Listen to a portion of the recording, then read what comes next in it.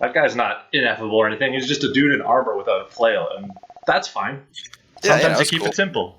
Yeah, nice and easy. Anyway, here's the Elder.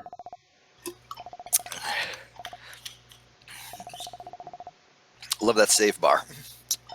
Ring, Is it? ring, ring, ring, ring, ring, ring. Banana phone. I do like the Elder's missing texture or glitch texture. That's a neat touch. Yeah.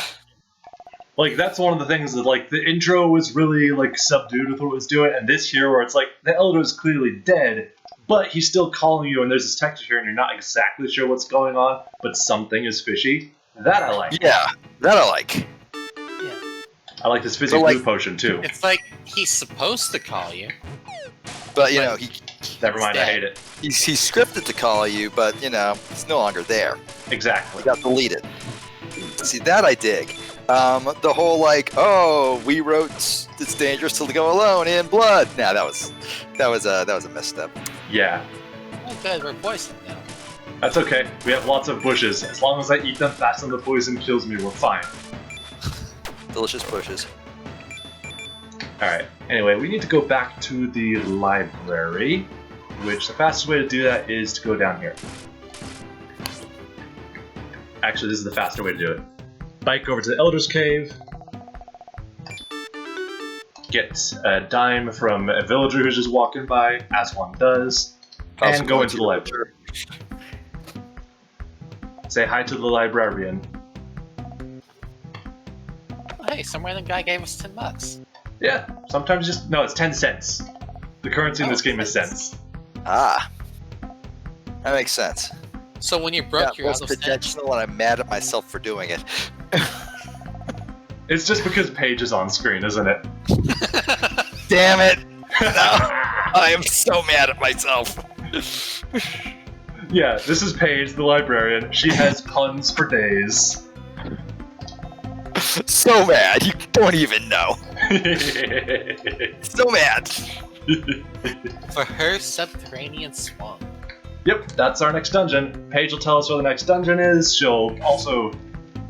She wants us to go find her books, and we can talk to her on the phone now. Or we can talk to her in person, but we have a phone. And someone is trying to tell me about a shocking devout meme. I mean, I think most swamps can't actually be subterranean. That tends to just... Wait a second, where's that, in the library, where's that path to the right go? It says it's private over there, so I'm not going that way. Ah, That means you should go that way. Yeah, but I won't. You want to go over there so bad, get yourself over there in your own game. Rude. Rude. Alright, where am I here? Okay, and the Oh, next... also clear, I tweeted that what we're doing, again, just with the words, okay, take two. That's So- fair. I also let a couple different people know. Technically take three, but, you know, I am, I you weren't there for the first I one, wasn't so there it for the doesn't first count. one, so it doesn't count. Take two from my perspective.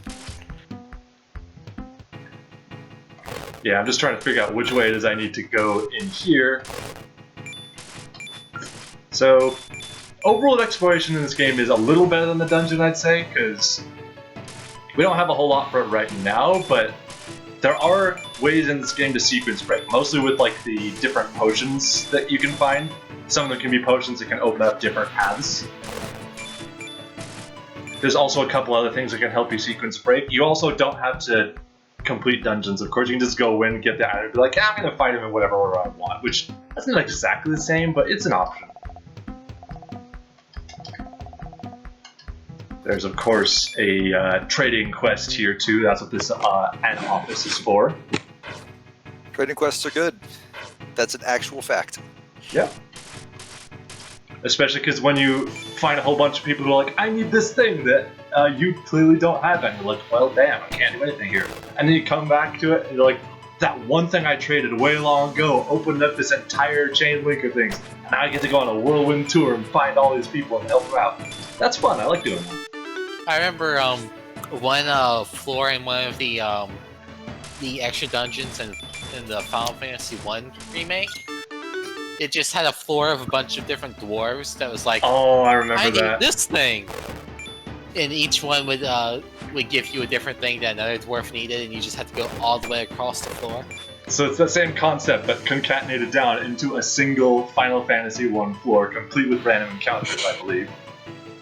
I don't think it had any random encounters. Yeah, if I remember right, the extra dungeons in what is it, Crystal Chronicles version?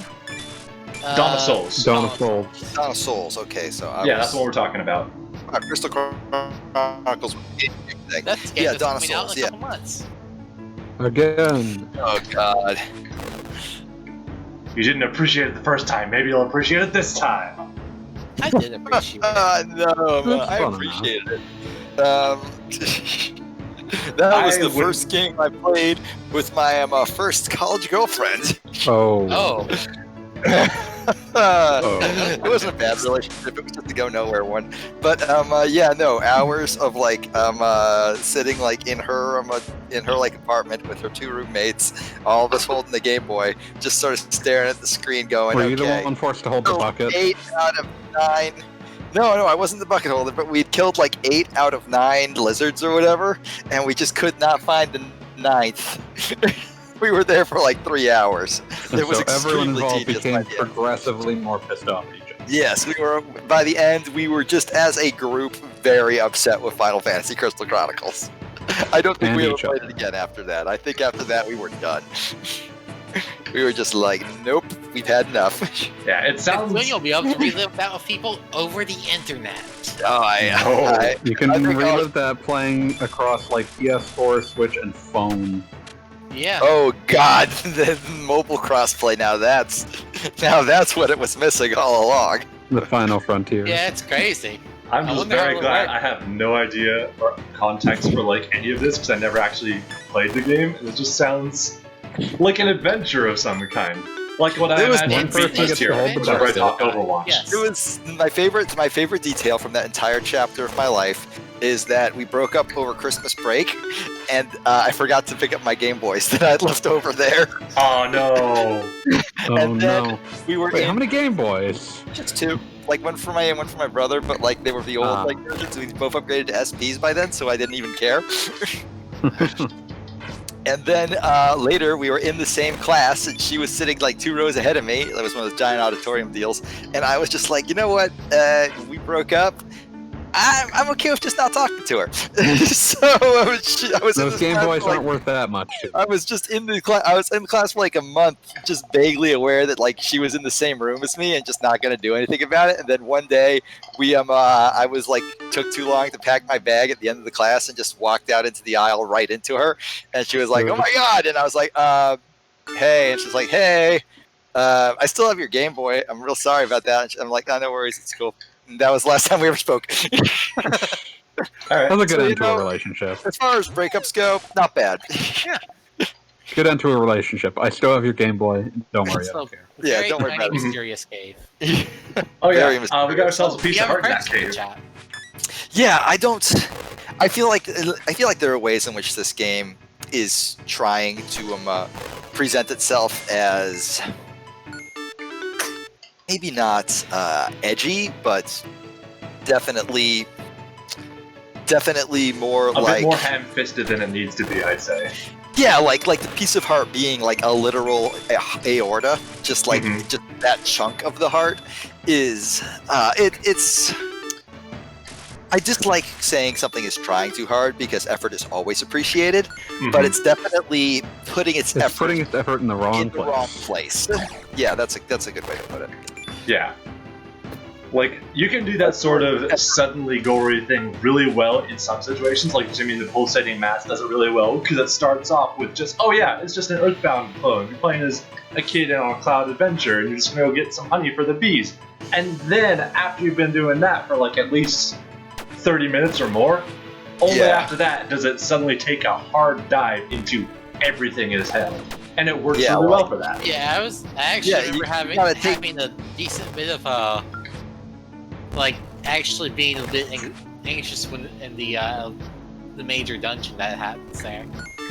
Because Yeah. it catches you by surprise. They build up with not suddenly foreshadowing of what if they were actually hearts, but it's like, no, like, there's a frog who wants to collect the balloons, and he's kind of a screw-up, and that's just how it starts. Yeah. And then all of a sudden, body horror. All of a sudden, body horror. But this though, when it's such a weird small area for body horror, because it's just you only have like 4 pixels to work with. So the implication that it's a human heart with like veins and stuff doesn't really even come across that well. And 2, it's just unnecessary. Like, it doesn't even fit the tone that they're going for. It makes the tone feel weird and confused. So yeah. I mean, hello there, Cynic Worm. How are you doing? Yeah, Cynic Worm's been in the chat. The other thing is that it makes them. He calls them the Archangel heart pieces. But then whenever you get like actual Archangel hearts, those are just normal shaped. Yeah, those just look like a heart container from Zelda. Exactly. Anyway, 50 cents. And 50 cents. Now I'm thinking about the time 50 Cent declared bankruptcy, and then when people were like, "Oh dang, I guess 50 Cent is broke," he just put like a bunch of like bundles of thousands of dollars of bills and put it on his bed to spell out the word "broke," to be like, "No, I'm not broke. I'm just declaring bankruptcy for business reasons." Which then caused the SEC to do an investigation on him because he clearly had money that he had not declared. Like, so he was sort the of shot cred himself. that important? He sort of shot himself in the foot on that one. And you're like, well, I feel bad for you, 50 Cent, but you didn't think that one through. You could have thought that one. You really should have like considered what you were doing there for just a little bit longer. Alright. So yeah, like I said, the overworld does some of the stuff really well. The actual dungeons, though, it's like... You'll see it once we get to some of the doors where it makes it really clear as to what we need. Oh, never mind, this is the room with the dungeon item. Maybe it won't do that. These skeletons are green. Do you know why they're green? Because they're poison. Because they're cool. Because they're not creative? Because they're cool. They're actually fireproof. They're radioactive. I like my answer better. They're green because they're cool as hell. All skeletons are cool as hell, but these are cool as hell in the green way. That's fine. Anyway, the different monsters you find in both the caves on the overworld and in the dungeon item rooms will have special properties like we get from the potions. In this case, I think since they were the same color green that we were, I'm pretty sure those guys were fireproof. All right, neat. That's cool. Like how it teaches you what's by color coding. I dig that.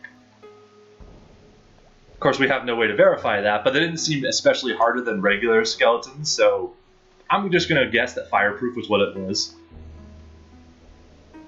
Anyway. Do we even have, like, fire-damaging weapons now? Not at the moment. There are a couple ways you can get it, but we don't have any right now. Dungeon map. Yeah, bombs, they work like Zelda bombs. You hold them over your head, you huck them, they do damage, they do a lot of damage. We have a limited number, they can blow up rocks or cracked walls. You know, they're bombs. I like them, but they're pretty straightforward. They go kaboom. They do. And sometimes that's all you need in life, is just a ball with a bit of rope in it that goes kaboom. Yeah, sometimes that's all you want. Nobody hating. Ooh, potion. I'm gonna drink this one first. Don't know why that needs to be in the game. How about this one? Oh, that's much better. Because it's cool. It isn't. Oh, that was a potion? Yeah, it didn't need to be there. Now you're invisible. I am invisible. That one I like. I like being invisible. The invisible's alright.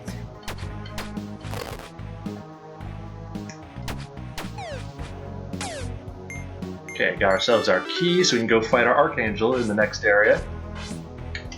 You're also able to use your bike in dungeons to teleport to right from the boss door or to the entrance, or if there's any caves in the dungeon, you can teleport to those as well. Very convenient.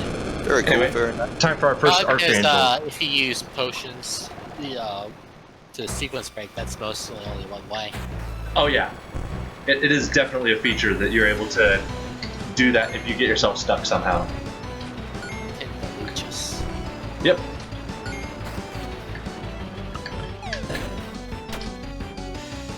This is a nice straightforward boss. The first part is just you playing on defense to not get hit. Then there's the part where if you're quick with your bomb throw, you can hit all of the burrowed tentacles in one shot, like as soon as they spawn, but if you let them spread out, then you do have to bomb them each individually. But you get lots of bombs during this fight, so you're never going to be out of bombs, really. Because they'll always loop back to this ink bubble attack, which every ink bubble contains a drop of bombs.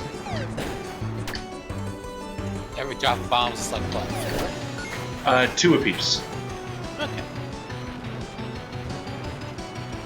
Lancer says, Jimmy and the Pulsating Mass shifts from horror tonally when it's doing body horror and gore, but this game just kind of plays horror and gore as a weird joke.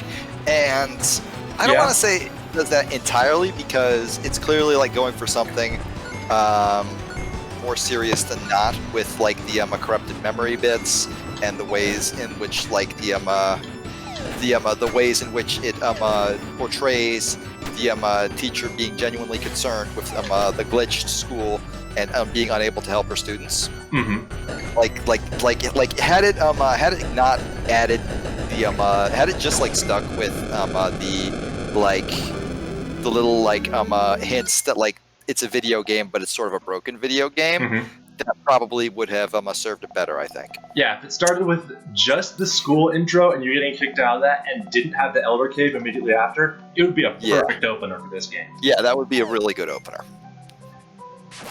Just not to say that like the entire it's a glitch but intentional isn't just a little played out now in the year 2020, but it's not like without merit. It's not like an invalid way to do things. Like hell, I'll say this as someone who really likes glitches in media. Glitches are just the current version of zombies.